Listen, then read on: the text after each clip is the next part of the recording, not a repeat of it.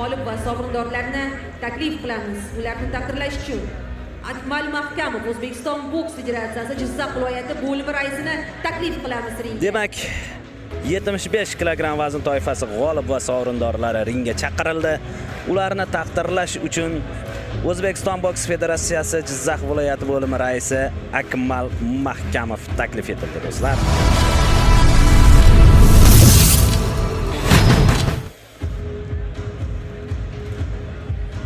Uchinchi o'rin bronza medali sohibasi Toshkent viloyati vakilasi Shahzoda Utaqulovani taqdirlanadi. Shahzoda Utakulova Toshkent viloyati 3-o'rin. Men Behruz, meni kichkintoy deb chaqirishadi, lekin Behruz qo'limda. Bronza medali sohibasi Andijon viloyati vakilasi Madina Bonu Salohiddinova taqdirlanadi. Madina Bonu Salohiddinova Andijon 3-o'rin va bronza. Ikkinchi o'rin kumush medali Qashqadaryo viloyati vakilasi Aziza Usmonova. Aziza Usmonova Qashqadaryo 2-o'rin va kumush.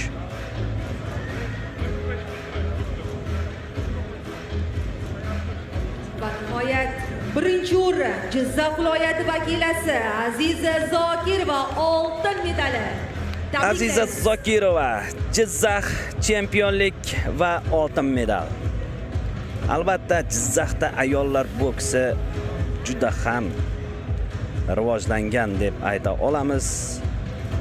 Va bunda Akmal Mahkamovning ham xizmatlari bor albatta.